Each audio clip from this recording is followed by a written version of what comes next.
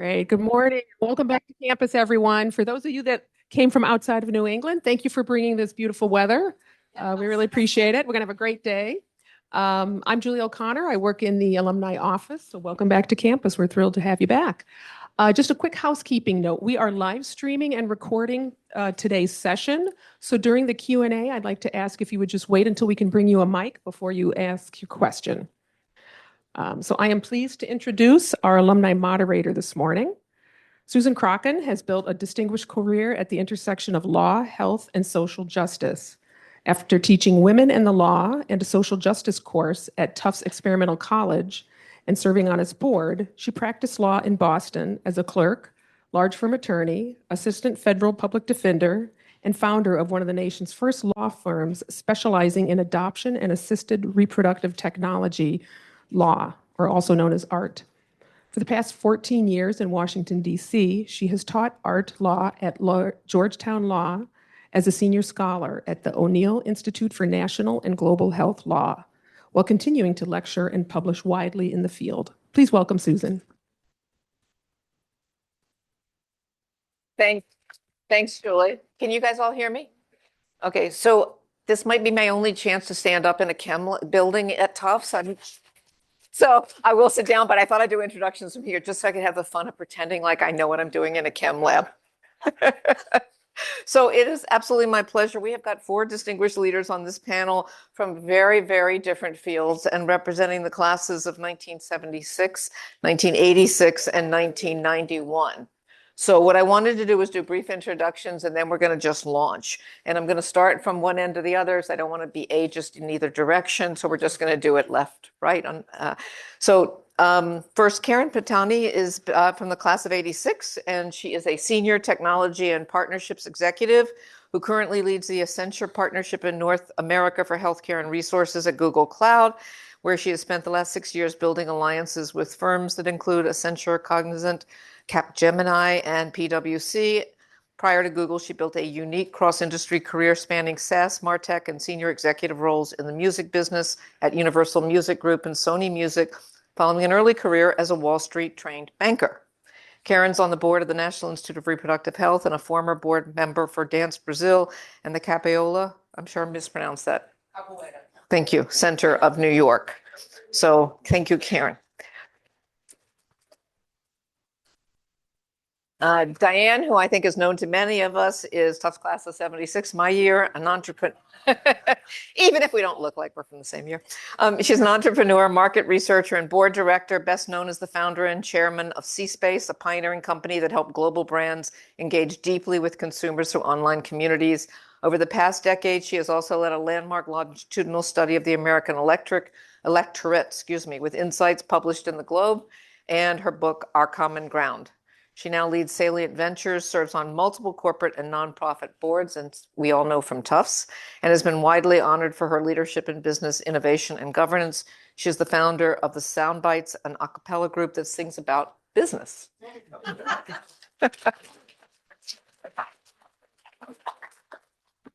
Betty Hewlett is also the class of 76, and she's we are well represented here. Betty is a former public sector attorney, partner in her law firm, and former chair of a powerful Maryland state agency, which she told me the name was too long to say, but I pushed her, and it was the Maryland National Capital Park and Planning Commission. I can talk very fast. She was the first woman and the first African-American to lead the agency of approximately 7,000 people in its near 100-year history. She has also been a bar examiner, frequent campaign organizer and chair, and president, gubernatorial, and judicial appointee, mentor, and a servant leader who lives life guided by 2 abiding principles. I love these. First, to whom much is given, much is required. And less known, the profound admonition of the brilliant legal scholar and strategist Charles Hamilton Houston said, "A lawyer is either a social engineer or a parasite on society." So I will humbly suggest that she is the former. And last but certainly not least is Dr. Laura Obler, who is the class of 91, our baby. And she is a triple board boarded cardiologist with 20 years experience managing the full spectrum of cardiovascular care from prevention, early diagnosis to advanced treatment. She trained at Tufts University, George Washington Medical School, and Mount Sinai Beth Israel, where she completed residencies and fellowships in internal medicine, cardiology, and interventional cardiology. And she currently co-chairs the GW Medical School Board of Advisors, serves on the Tufts University President's Council, and has been recognized by her peers as a Castle Connolly top doctor. So in short, if I counted this up, amongst us, we have had 19, if not 20 careers. And I thought that was just a fascinating way for me to think about this panel, is just how many ways that people have pivoted, how many interesting things they've done in their careers. And so what I wanted to do was start with a handful of questions, and then we're going to open it up to the audience. So the first question was, you're all very obviously accomplished leaders in your field, and in some cases, many more than one field. And I wanted to ask you what you attribute that to. And let me start with Karen, if I can. I would attribute that to, can you guys hear me okay? Yeah. I would attribute it to getting bored very quickly. My first job out of Tufts, I was an economics and French major. I had no idea what to do with it. I was very jealous of my friends who all had an idea of what they wanted to do.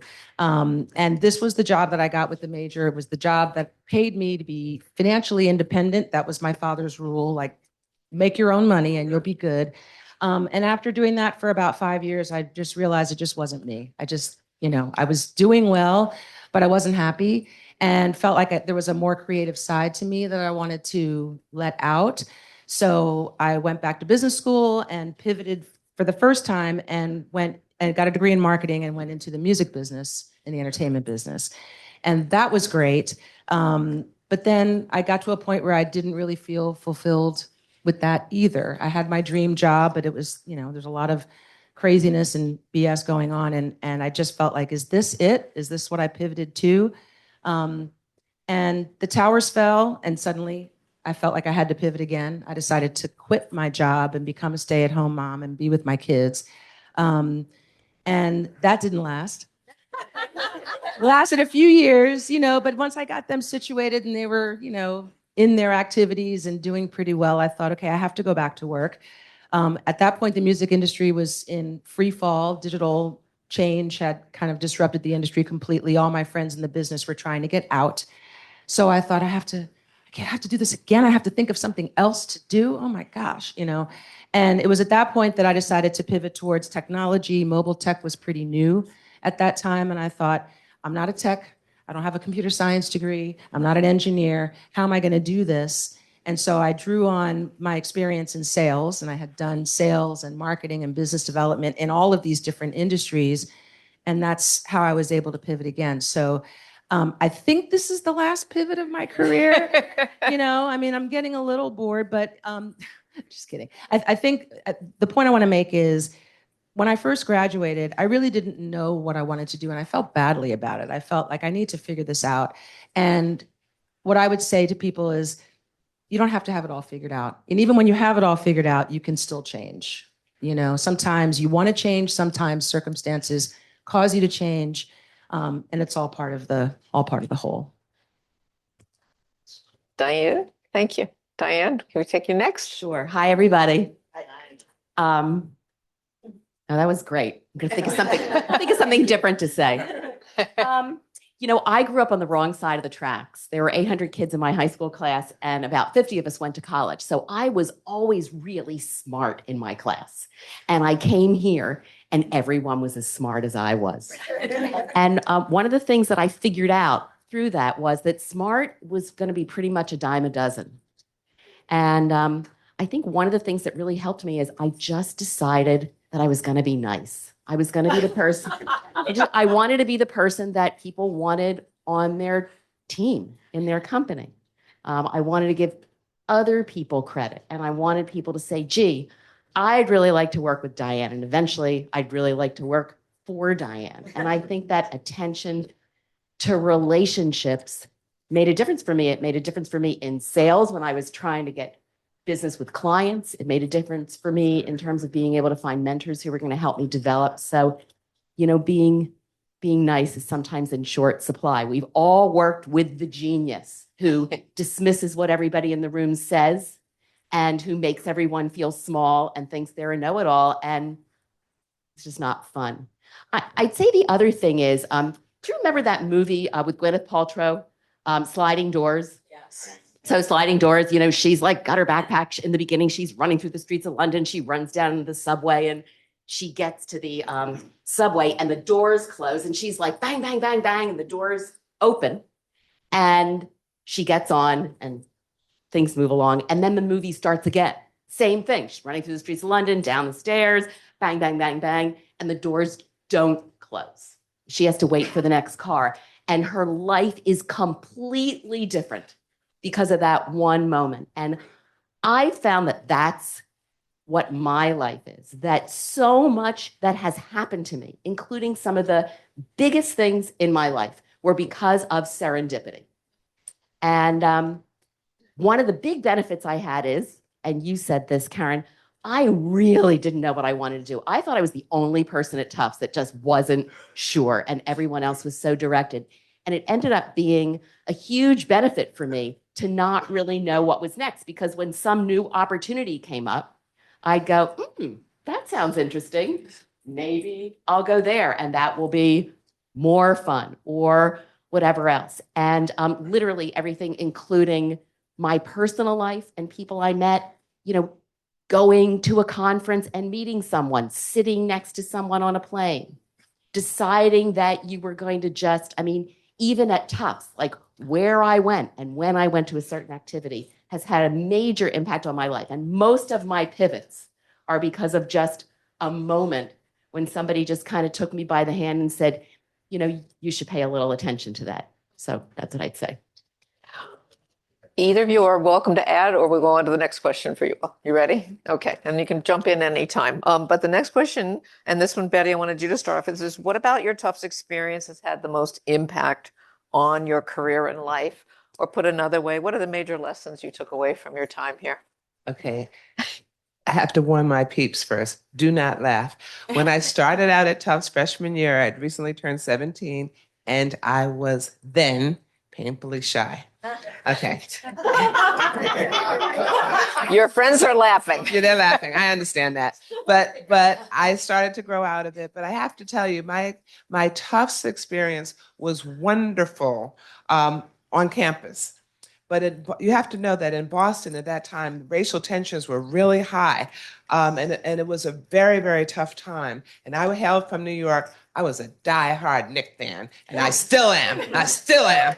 And hey, go. And so, yes. And so that year, 72, 73, I mean, they were on a roll. I go to some of us bought tickets, some of us New Yorkers bought tickets to go to the Boston Garden. And of course, we're surrounded by Celtics fans. We're in the nosebleed section because we're broke, you know, and everybody else is drinking beer and whatnot, carrying on. We're, you know, quietly or semi-quietly rooting for the Knicks. And they escort us out of there. These are Black friends that we got escorted out of the Boston Garden. And there were a lot of other incidents like that sort of molded me. I always knew I wanted to be an attorney. I always knew that, and that solidified it. I said, because I'm going to fight for justice. I'm going to do it every step of the way. And so that was one of the things that shaped me at Tufts. And I learned, I kept that motto in mind, peace and light. And I said, you know what, let your light shine. I advise everyone in here to let your light shine. It's beautiful. Don't try to squelch it. All of you are beautiful. So don't try to squelch it. And also in terms of my education, what benefit was great education, so many other things. But my first and foremost, the benefit of Tufts for me was my peeps who are right. My peeps, they are right here in the house, and some of us are watching stream. There is nothing like the people at Tufts. And not just my peeps who were here, but the other people I got to meet. I went traveling around. I didn't graduate magna cum laude or anything, but I went traveling around meeting people with my backgammon game and getting to know people. I can go anywhere in the country and have a friend and stay at their house now. There was nothing like the people. And this brings me to look at you all. I mean, you have diverse cultures, ages, ability levels, different abilities, different religions, different orientations and whatnot.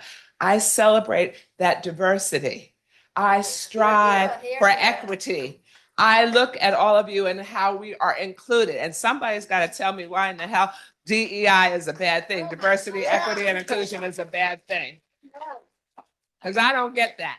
So I use the voice, the very loud, active voice that I acquired somewhere along the line at Tufts to do what I need to do. And I think everybody can do something. And I wanted to dovetail on what you said in terms of being kind, because even if any of you are still shy or anything quiet, each person can touch at least one other person, because we need to get back to kindness in this world, because there is way too much evil going on around here. And each of you has the power to do so. Thank you.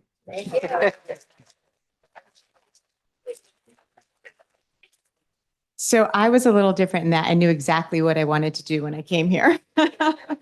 I had always loved math, and I knew I wanted to major in math, and I knew that I wanted to be a cardiologist since age 3. My father was a cardiologist, and I used to worship my father. So coming to Tufts and being able to be a math major and being able to do pre-med and being able to take art, and I took music, I took art history, I took IR, I took economics, I did drama one semester. I was able to do kind of everything and leave an educated person. It was in a way a means to an end. I knew I was going to medical school, but I really was able to kind of dip my toe into so many different things that if I weren't at a liberal arts college, I don't think I would have been able to do. So for me, that was very impactful, and I still love the arts. I still, remember things that I learned, and I live in New York City, so I have museums and, everything at my fingertips, and I really enjoy them. And I think, dipping my toe in during college really fostered that. Great. Anybody want to add anything? All right, we're whipping through this here. The next one was mine, which is what gets you out of bed today? What motivates you to keep on going? And Betty? I'm going to follow up with what I said earlier. There is so much to do out here. First of all, I'm high energy to begin with, notwithstanding being 71, but I just turned 71. But anyway, let the record reflect. Okay. But I'm high energy, and there's so much to be done. I look at, I'm active in my sororities, National Council of Legal Advisors. We are fighting voter suppression at every step of the way. That is so critical. And we just turned back on the Voting Rights Act of 1965. Just don't get me started, okay? There is so much to be done, but I go back to what each of you has the ability to do. Each of you is talented. A lot of you I know, some of you I've just met, recently, and I look at the talent in this room, and I know that any one of you could have been up here on this panel. All of you could have been up here on this panel. So I'm honored that we were chosen. And frankly, Susan should have been on this panel instead of the moderator. But it's the idea that there's so much to do and that we can do it. I so firmly believe in hope. And I will always remain hopeful, and I will never empower anyone to steal my joy. I will fight, I will get frustrated, I will get angry, but you can't have my joy. No one can steal it. I will never allow that. And so that's what gets me out of bed each morning. Hope and the effort to do some things to uplift in some way, whether be it big or small, but I'm going to do my best. Thank you.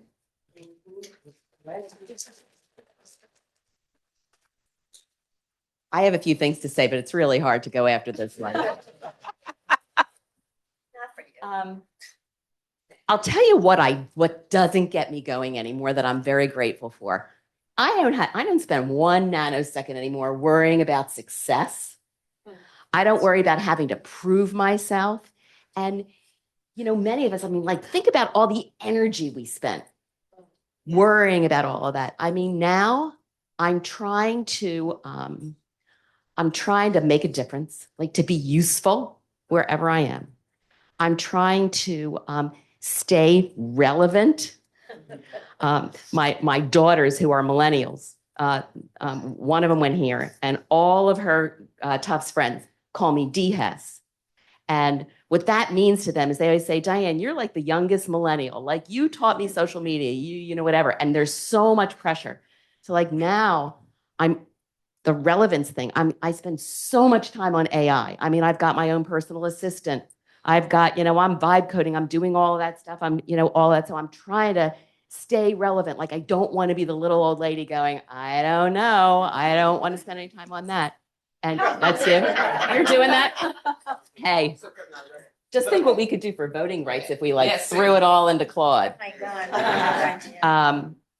And I think the last one for me is I'm just trying to be as generous as possible. I'm trying to be generous from a business point of view. If I'm on a board, with the care that I take and the amount of time that I spend really trying to be helpful. You know, I'm trying to be generous from a philanthropy point of view, you know, to whom much is you know, all those things. But it's not about proving myself anymore. And it's a really freeing thing. And for those of you here who are not in the class of 76, it's coming. Start letting go. And you have all kinds of space in your life to worry about other things. That makes me think we should ask the two of you who are not the class of 76. How does that resonate with you, and what would you add to that about what gets you out of bed today? I agree that the older you get, at least for me, I'm less concerned about, you know, external, you know, signs of success and more concerned about how I'm feeling and what kind of an example I'm setting for my kids. I think what gets me out, a couple of things get me out of bed. I love learning. I get very excited about all the new things that are coming. It's overwhelming, but you know, working for Google, like it's constantly, you know, the things that we're supposed to absorb every day and how strategy sort of turns on a dime depending on what's happening in the market. And so that's really exciting. And just like worrying about falling behind, like, what did I miss today? You know, it's that much and that fast. And being an example for my kids and showing them that, you know, you can do a lot of different things if you set your mind to it and decide that you're going to go and get the skills required to do that thing. You can't just wake up and be something. You have to do the research and figure out, like, what do I have to learn? What skills do I need in order to do that thing? And I feel like I've done that a lot, and that's what motivates me. Go ahead. As our youngest. Why not? You know, it changes as, you know, things change. When my children were younger, I would say it was more focused on, you know, helping them. But I feel like I have 3 kids. They're kind of all on the launching pad now. I feel like now I can concentrate more on myself and my career. My passion is being a problem solver, and that's why I love math, and that's why I love my career as a cardiologist. And I love figuring things out that no one else can figure out. I love having someone come and say, this is a problem. I don't know what's wrong. And then figuring out what's wrong. And that's what gets my adrenaline going. And that's really what gets me out of bed every day. And I love what I do, and I love going to work. And I really enjoy that. That's great. All right. The next question was going to be, what did you think you wanted to do as a career when you started at Tufts? And how did that change? And so, moderator prerogative, I'm just going to say quickly, I came to Tufts absolutely sure and confident that I wanted to be an early education person. I love kids. I still do. Remind my kids of that. And I was going to be a teacher. And I had the wonderful fortune of being put in a room with Ann Dickinson, my roommate, who is a dear lifelong friend. And I realized in the course of about a month that she was the early educator that I would never be. And that Anne personified what an early educator was, and I better find something else to do. And I quickly pivoted to political science. And I can tell you, the children of the world are better for it. So that's how Tufts changed me. And anyway, so let me turn that over to you all and just ask, you know, what when you started, how did it change? And Laura, may not have changed for you, did it? Did anything? Not so much. Okay, so all right, Karen, how about you? I mean, I think I told you guys the story of not having any clue what I wanted to do when I first came out. So, yeah, I think, you know, getting the right education and having the right basis for anything. A good liberal arts education from Tufts can set you up for a lot of things. But yeah, I got a job on Wall Street. My dad was like, this is the job. This is the job that you're going to have for the rest of your life. And I was like, I don't know about that, you know?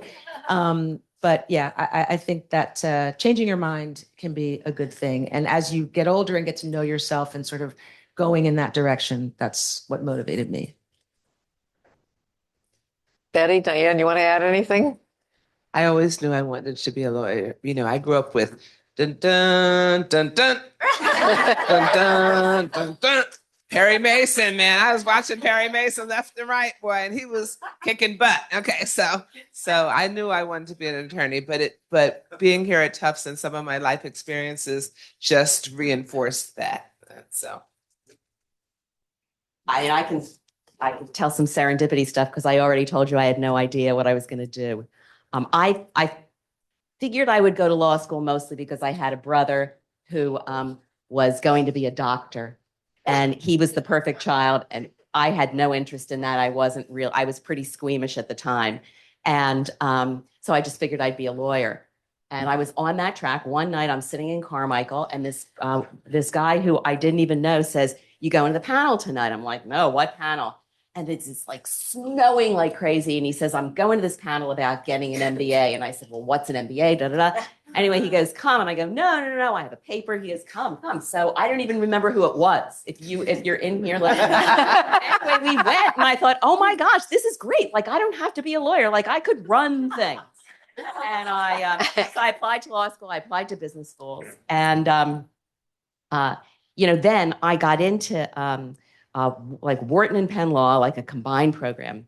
I got rejected from Harvard Law School, and I got into Harvard Business School. I didn't know what I wanted to do. So I went to go see my advisor, Pierre Laurent. He says to me, "You really don't know? You're like 50-50. I'm like, "I am clueless." He goes, "Well, then let's flip a coin." Wow. That's what I said. I said, "You're kidding." He goes, "No, like if you're really 50-50, then let's just resolve it this way." So he flips the coin. He goes, "Heads, you're going to Philadelphia, and tails, you're staying in Boston." So he flips the coin, and it's heads. And I go, "Oh, shh." So I wasn't 50-50. Kept going. My summer in between my 2 years in business school, I had an internship at General Foods, which was a big food consumer packaged goods company at the time. I walk in, HR says to me, "All right, you can work on any product you want. What are you interested in?" I'm like, "I don't know. Just put me where you need me." No. Yeah, Jell-O. You can do Jell-O. You can do stovetop stuffing. You can do Pebble cereal. You can do Gaines burgers. So I said, Tang, I know. So I said, "Look, just give me something that I understand." "What do you mean?" I said, "Well, like, don't give me decaffeinated coffee because I don't get it. Like, who would drink something that tasted bad if it doesn't?" Yeah, right. So anyway, General Foods in their infinite wisdom put me on Brim decaffeinated coffee. And it was the beginning of me finally seeing what I was passionate about, because I hung out with Sanka and Brim drinkers.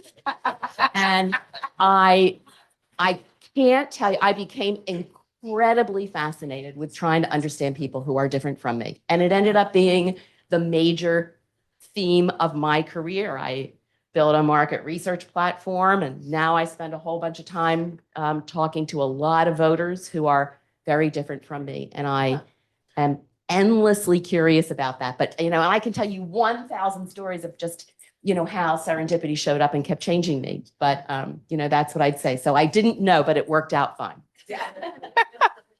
I would say that meeting my friends along the way and realizing what they were good at and I wasn't, starting with Anne, was instrumental in mine. So Michael, many of you know, my husband, I met first day here, I realized was good at, he belonged in the chem building. I didn't. And so okay, I can't do that. I did bio and that didn't work out real well. I tried the laughter course. And it was the only class I really struggled through. And I was like, you can't blame me for not being funny. I mean, like, I am who I am. That's not my fault. And they're like, well, you could be funnier. And I tried. So like, I'm not going to be a comedian. I'm not going to be a scientist. I'm not going to be an educator. And, you know, Tufts to me was a place where you could just keep sampling things. And Bev, I couldn't be a historian because she did a much better job highlighting the history books than I did. And so, you know, to me, Tufts was a smorgasbord of meeting all these incredible people with gifts who I could start finding a place to go with. And we just came from the ex-college, which to me just, I think, deserves a shout out because that was such a, I mean, you know, there was a handful of us there at the breakfast this morning. And to me, it was just like this wonderful opportunity to just play and to find out that you actually enjoyed things like learning how to bake bread or massage or women's studies or men's. It just was, it was a wonderful opportunity here to grow up, I think, in many ways. We were laughing. We were just looking at the catalog, and there was like one class which was, you know, like the obesity crisis, and on the page before it was like hunger in America. It was the whole. You could take the whole gamut there, and everything was handwritten. Yes, so it was quite a thing. All right. So, what is the most significant change that you guys have seen for women over your career since you started at Tufts? Where do you want to start? You know, in my opinion, the largest change that I've seen is women supporting women. Early on, I did not feel that, but I currently am in many women's groups. I'm in women doctor groups. I'm in book clubs. This panel, I feel like something has changed in society in which earlier on in my career, even you know, in college and med school, I didn't feel the support of women as much. And I really do feel like there has been a shift to women supporting other women.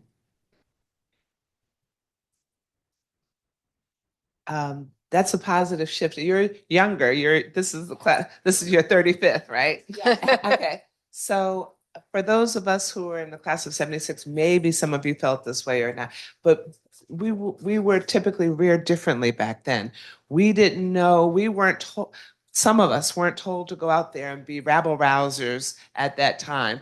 And the world has changed and we are far more confident and continue. For me, women have always supported women, but far more confident and supportive of one another, and really ready to just take on whatever challenge there is so that we confront. But there's so many more opportunities. I mean, I knew I wanted to be an attorney, but initially, when I was very young, I wanted to be a doctor, but I was squeamish, so that didn't work out too well. And so I never took any chemistry classes. My friend David had to show me where the chemistry building was here today.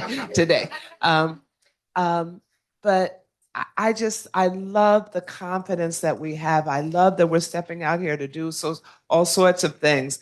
I love, I mean, even the Me Too movement, everything that women are doing now is just so phenomenal.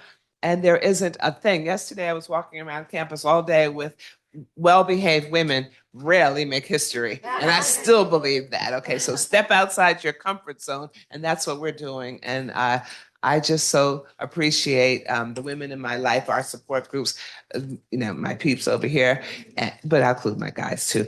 And I think there's a whole boatload of changes in terms of the opportunities that are available to us and the way we approach the world and the way we are demanding, and we're breaking that glass ceiling, and there's still more to break, but we are breaking them, and then, we just sweep away the glass and we keep on pushing. So that's what I think.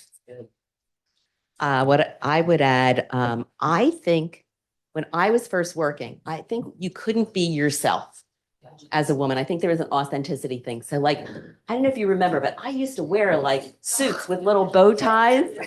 Did anybody else wear, like, we literally, yeah, look at all the hands. We literally had little bow ties, and you had to like kind of act, you had to act like a man. You couldn't be emotional. You couldn't do, any of that stuff. Not that there are plenty of men who are emotional these days. And I also felt that, so first of all, like, you would never say at work, I've got to go home because I'm going to my kid's soccer game. Never. You would never do that. So I would lie. I would say, I have a doctor's appointment. Like, do something that was acceptable.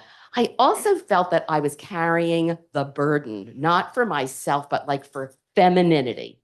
So like I would have a guy working for me and I was his first boss. And I thought, oh my gosh, if I'm not good, he will never work for a woman again because it was such an unusual thing. So everything that you did, like if you were a bitch, the word was all the women in this company are bitches. It was just a huge amount of responsibility. Let me also say that I don't think it's necessarily all, it's not necessarily all lollipops and rainbows right now for women. I mean, they can definitely be more authentic. It's not such an unusual thing. They don't have to ride this platform, but work is harder now than it used to be. The change is just relentless. And, with social media, I find that, you're confronted every single day with women who are really successful and they're making organic meals and they're running a marathon and their skin is glowing. And I think, we did not have that kind of beating at us all the time. And I think that makes it much, much more difficult for women who are out there now. I think the difference that I feel is women having more options. I think when we were here in the 80s, mid to late 80s, right? I think the Tufts did a good job in terms of empowering us to do things and to be smart. We're smart enough to do things. You can do this. But in terms of choices, I didn't feel like I had as many choices as people have today. I feel like there's a lot more entrepreneurial spirit happening with women now than there was maybe in the mid 80s. There are certainly some exceptions to that, but I feel now women coming out of college, just that they have all of these options. And a lot of them are options that weren't, influencers, like, was that a thing? The things that people are doing now is so different than what we were doing when we were coming out of school. So it's good and it's bad, but I think women feel a bit more empowered to create their own destiny than they did, back in the 80s. You could be a doctor, you could be a lawyer, you could be whatever you want to be, but I think the choices were not quite as broad as they are now. And I agree, women supporting women is a really, really big thing, because I think we all realize that we're out here knocking ourselves out, and we have to recognize when our friends and our peers are doing it, because, the tide raises all the boats. Yeah. And I wanted to add to that. I think women are freer to just do you. To just do you. There was so much pressure to conform, from the ads on TV about how you're supposed to look, what size you're supposed to be, how you're supposed to act. When I started with my law firm, one of the things that they fussed about was, you talk with your hands all the time. I'm like, I'm a native New Yorker. Of course I talk with my hands. Yeah. What's up with that? And so, this pressure to conform. And for me, somewhere around age 40, I'm like, the heck with this. I will suffer from multiple personality disorder if I have to be who you want me to be, and to conform to your standards. I'm like, I'm just going to do me, warts and all, whatever that may be. And I still advise other people, just do you, whatever that may be. I just also wanted to add about, increased opportunities. When I was here, I was one of 2 female math majors, which is not the case anymore. And when I became an interventional cardiologist, I was the only one in the tri-state area of Maryland, DC, and Virginia. And that's not the case anymore either. So I do think that things have really evolved. Yeah. So we're going to turn this to questions in the audience in just a minute. We've got more, but I want to make sure people ask what they want to. I would just add, and this is a little bit of a sobering counterpoint, I think, which is, being in the class of 76, we've been talking about Our Bodies Ourselves had just come out. Bread and Roses, for those of you who remember, was a women's restaurant where you could bring your male friends, but that's the only way a man could come. There was the male experience, the female experience. We talked about teaching. And I feel like, in some ways we've come full circle. We are all of the things you all said, but we need to be all those things, because the assault on women right now is so overwhelming and overpowering that I am glad we now have this sense of ourselves to keep fighting back, because I've never been in a time where I thought we would be back almost full circle to before. And I just, I just sort of feel we need to acknowledge that we're better prepared to handle it, but we shouldn't be having to face what we're facing right now. So let me just invite anybody who would like to put a question to us. Mallory's down here in the front, and we can pass her one of our mics. This could be for any of you, but particularly for Diane, because you've done extensive work on the electorate since 2016, where we saw this seismic shift and a huge percentage of women voters who came out and said, we're going to vote for this misogynist over a very qualified female candidate for president. It doesn't bother us that he is accused of assaults on women and whatnot. And since then, as Sue said, we've seen things go backward. And so I guess my question for all of you, but since you've been looking at sort of how other people think, I'm going to ask you first. What do you think as a general rule for those of us in this room who, for the most part, are nearing the ends of our careers, or maybe not everybody, but a lot of people, what kind of role we play in society to change people's minds or to bring women along who might have been conditioned to think that this level of misogyny that's going on right now is acceptable? Well, let me try to take 30 seconds. And, we could have a long conversation about this, Mallory. Here's the main thing I'd say. First of all, the number one reason that people voted for Donald Trump in 2016 is that they hated Hillary Clinton. Just think, I hate the other guy.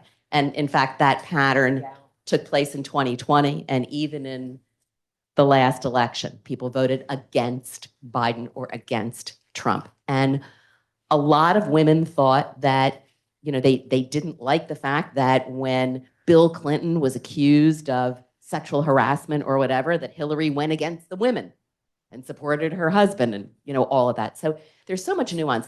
I will say that what most Trump supporting women believe is that they have very, very strong feelings about women's issues, but their issues are different. They're not primarily about abortion. Their issues are, how do I create a life where I can put food on the table for my family, where I have good schools, where my kids are learning the right things? I mean, it's just all of those things. Those are their issues. And they would love to see a woman president. It's just they'd like to see Ivanka Trump, Tulsi Gabbard, et cetera. The only way I know that you shift people's perspective is you just got to shut up and listen. You've got to say, tell me more, no matter what people say. That's really interesting. You hate Hillary Clinton? Tell me more about that. And what else, and what else, and what else? And I will tell you, for me, it's lowered my stress level because it's amazing how much we all believe in common. And where we get lost and where we fight with each other is on the edges. I mean, look, there are some really crazy people here, but I would tell you that, 80% of Americans want the same thing, right? They want the American dream. Right? They want to feel that, in exchange for the privilege of living in this country, that they got to do some things. They got to take responsibility and work hard and worry about their family, not expect to be taken care of unconditionally. I can go on. I mean, we want so much of the same things, but the way that all plays out is a much, much longer conversation. But it's hard to hear someone say something and not send them your data and send them your videos and send them your articles and everything. So I think, walking in their shoes does bring the temperature down.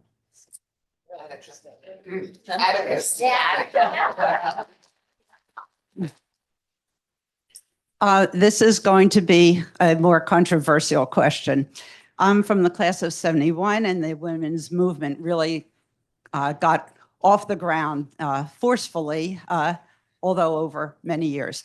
When I started working, I had, as an occupational therapist, it was a women's career. But, I had no challenges about it personally.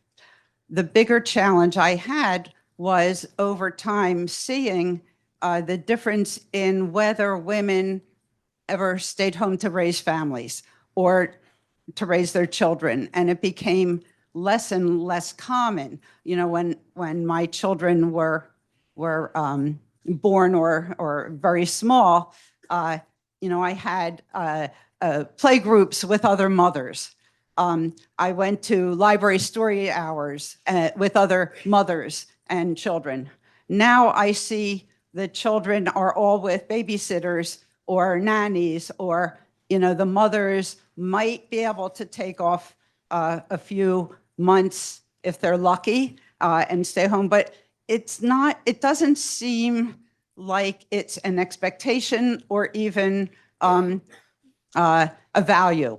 And that worries me because I liked having time over a number of years, putting my career on pause or else just doing very, very part-time work so that I could work part-time and be a part-time mother. And I just don't see that raised at all.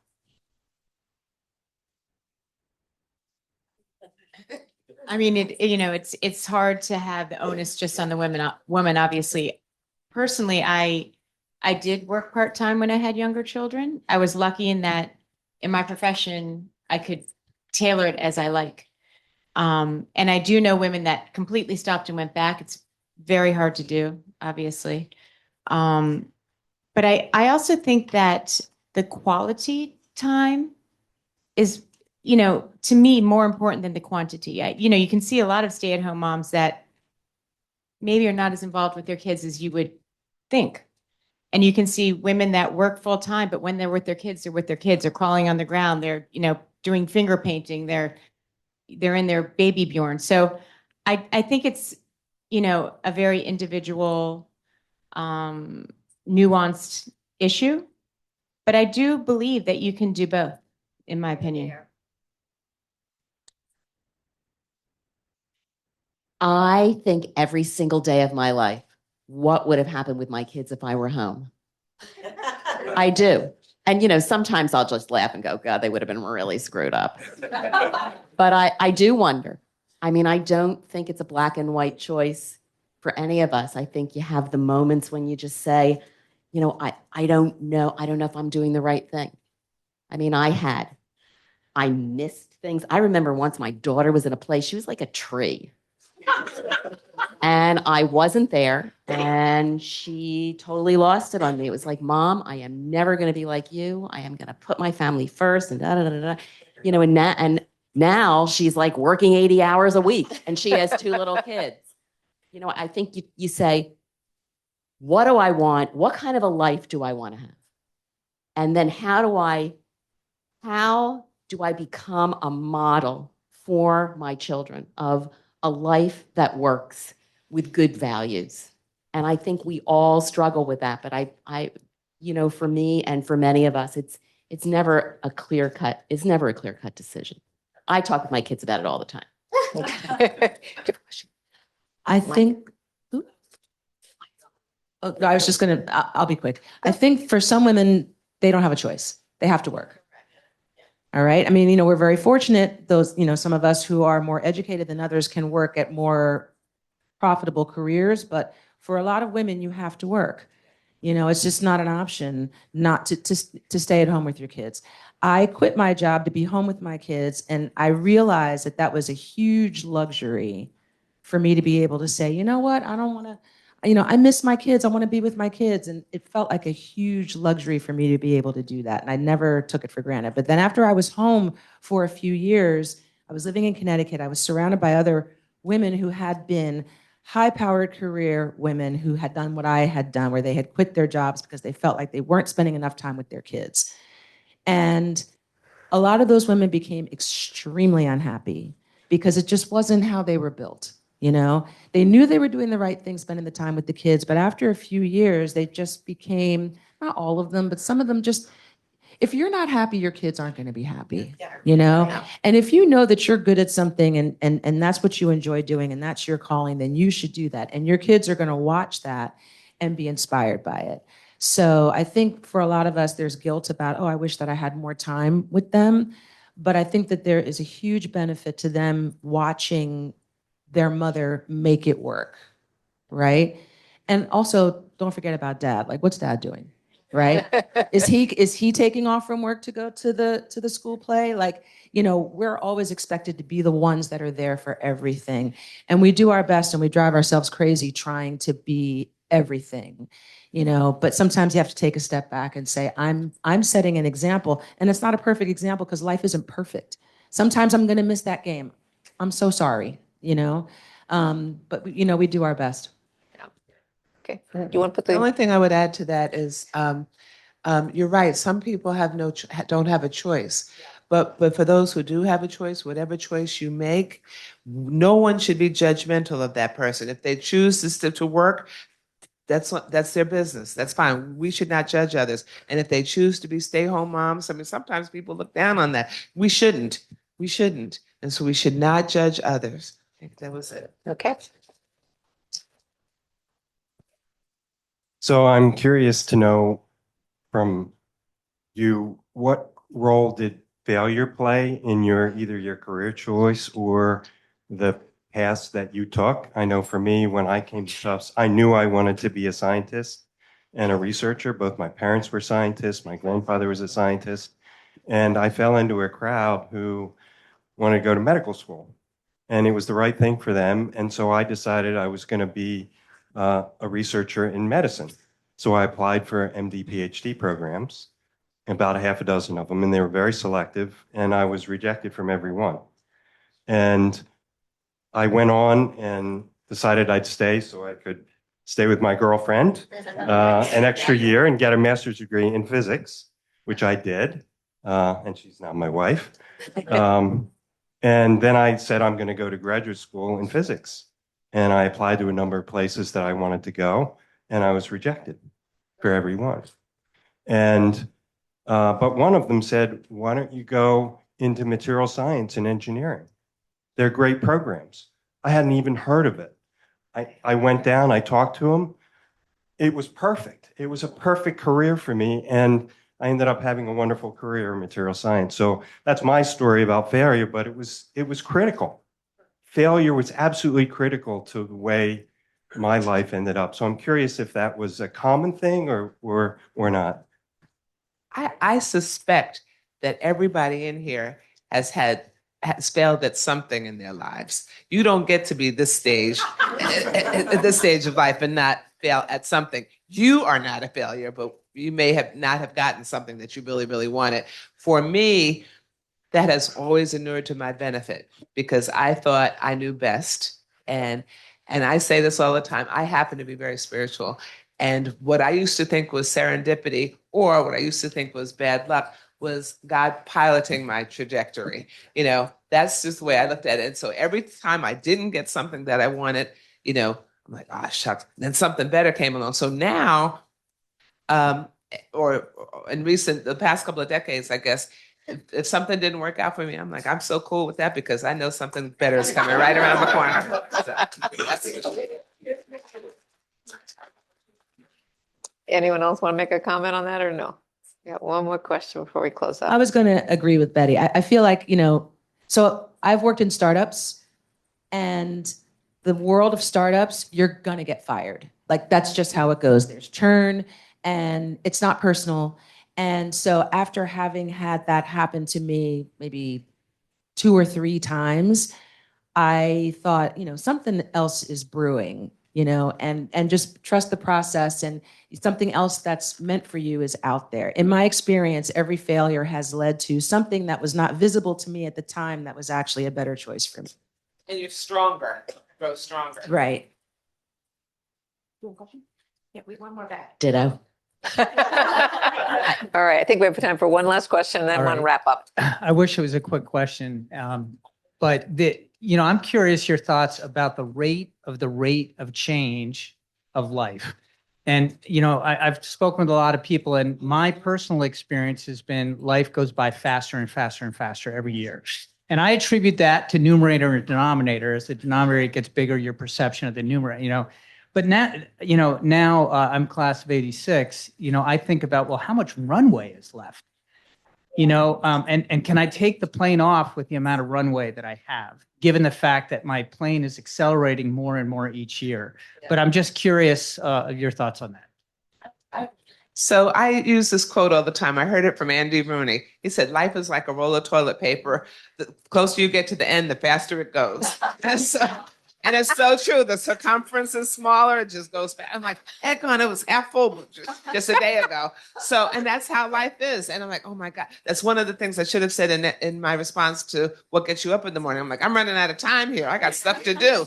But it is what it is. I like middle age initially seemed to pass me by. I'm like, well, 1 minute you're the young buck, and everybody's saying, oh, you don't know what you're talking about. And the next minute you're like, it's like when E.F. Hutton speaks, they're listening to you because you're this sage person. And I'm like, well, what happened to those in between years? But now I've changed my focus and I decided that middle age is 40 through 90. So I'm still middle aged. So you just do the best you can with your time. So that actually takes us to our wrap-up question, which is, if you were looking back, what advice would you give to your 22-year-old self graduating from Tufts, aside from that the toilet paper is about to roll out? I would tell my 22-year-old self, stop worrying, be patient. It's all going to work out. Oh my gosh. I would say the decision about who you marry is the most important decision you'll ever make. And I will tell you from personal experience, it took me a long time to get that right. I think, in our booklets, getting ready for this reunion, a lot of people answered those questions. And so much of it was about community, about relationships. Stay close to your friends. For me, because I've been in Boston for so long, it's stay true to your school. I mean, Tufts has given more to me in the last 20 years than in the previous 20 years, because I've just had the privilege of being associated with this place and, watching things change. And then, of course, I'd say, all those people that you're surrounded by who act like they know what they're doing, they don't know what they want to do either. They're just better at faking it than you are.